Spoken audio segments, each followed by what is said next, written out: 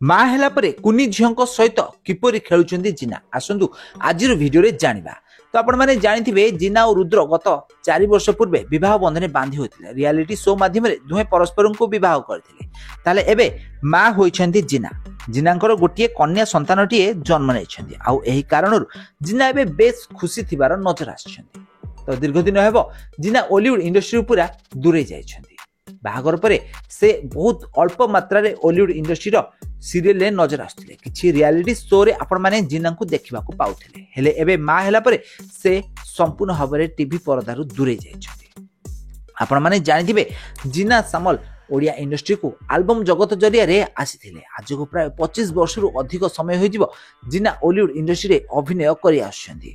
Odia album ଛଡ଼ା Odia cinema, Odia serial, Odia live ଶୋରେ ଆପଣମାନେ ତାଙ୍କୁ ଅଭିନୟ କରିଥିବାର ଦେଖିବାକୁ ପାଇଥିବେ। ତ ବର୍ତ୍ତମାନ ଜିନାଙ୍କୁ ପ୍ରାୟ 40 ବର୍ଷରୁ ଅଧିକ ସମୟ ହୋଇଗଲାଣି। ତ ବର୍ତ୍ତମାନ ମା ହୋଇଛନ୍ତି ଓଡ଼ିଆ ଅଭିନେତ୍ରୀ ଜିନା। କୁନି ଝିଅଙ୍କୁ ଜନ୍ମ ଦେଇଛନ୍ତି ଜିନା। ଆଉ କୁନି ଝିଅଙ୍କ ସହିତ ଏବେ ଖେଳୁଥିବାର ନଜର ଆସିଛନ୍ତି ଜିନା।